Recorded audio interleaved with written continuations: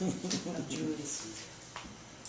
Okay, so here are the 5 stages of tragedy that I want to present today. It would be a great frame to sort of like, again, look at this. Now let me just say to you, this works fantastically for Macbeth. Fantastically. Like, as a matter of fact, you'll be going click, click, click. It's like, because Macbeth is so clean, isn't it really, right? It's just like one thing, but it's like so fantastic. So if you ever need to like kind of remember what this is, just like think of Macbeth all the way through, right? So, now that I've set that up for you, you know, hopefully you can kind of erase it a little bit. And again, Julius Caesar, like all the plays, we've been talking about this, right?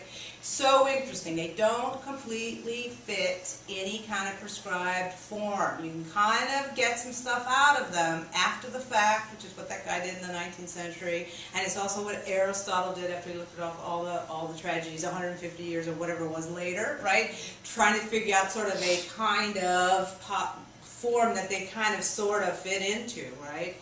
But all of his plays don't really. While in 1623 they put them in 3 categories. I think in some ways that was more marketing than anything else. I mean, what's one of the first questions we asked Christopher this morning? What's the genre of the play? In other words, what's the little soundbite thing that I can sell it in the little brochure, right? In the blurb.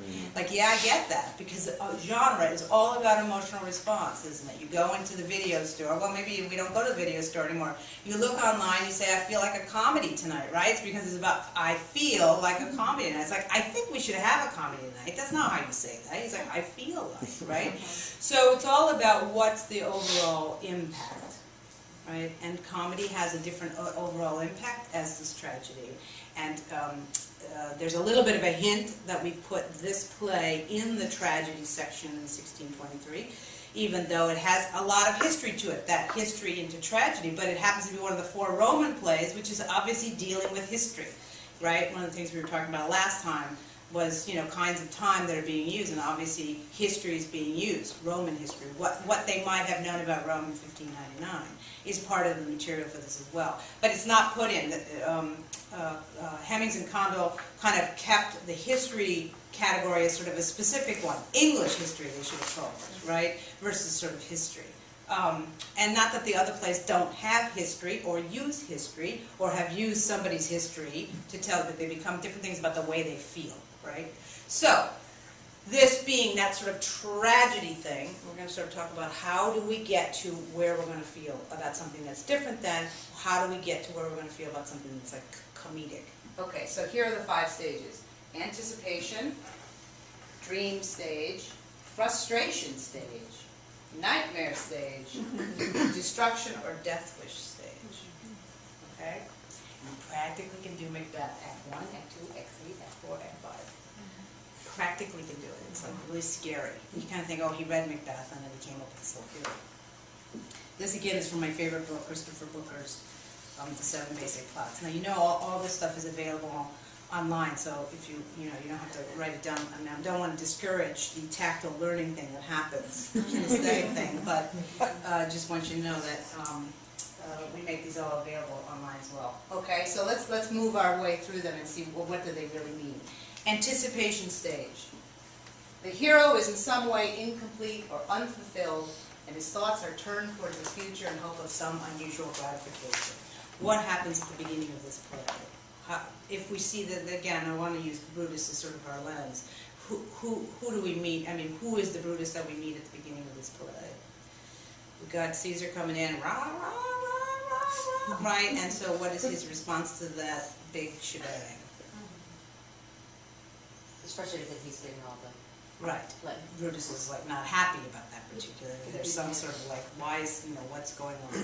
Now and so we also talked a little bit about sort of like where Shakespeare positions these plays, where he starts these plays, usually on the brink of something, right? End of one era, beginning of something else. This is the play that many people talk about it being the end of the Republic, where you had a vote. Theoretically, we all have a vote. And whatever that is, right, to the beginning of empire, for 400 years of empire, where it's going to be more monarchical, right, more king-like, less say in. But we're right on the cusp. This is historically where this moment happens. And it's always interesting to figure out where he enters these plays in terms of those kinds of cusp things. Some of them are psychological, right before something breaks. It's like a Winter's Tale, right before Laertes breaks, right? It's not before, and it's like right after, Hamlet starts in a really interesting place, right?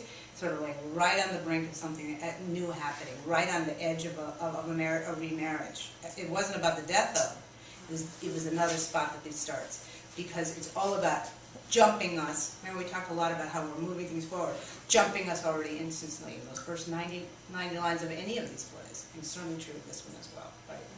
So we meet a Brutus is sort of like, is brooding a little bit, right, and seems to have thoughts about where are we going? I don't like what I see happening. Here's a guy who's starting to get sort of ego.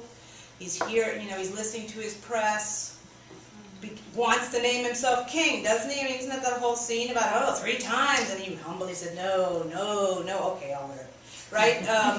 Right? And so it's like, that seems a dangerous gesture, right? The minute somebody does something, there's sort of this dangerous turn to how it's going to have consequences for you sort of segment the way things move in these plays. So some object of desire or course of action presents itself. Who comes to talk to him? Cassius, right? Just kind of says, hey, right? And his energies have found a focus, right? It's like, maybe there is something to be mined, talking about what's happening to my world. My world is about to change with this guy coming in, right? Do I like that? Do I not like that? I mean, I think that's true of all of us, right? The new guy just came in. My world is being changed. This doesn't have any resonance for anybody, does it? It's not a share.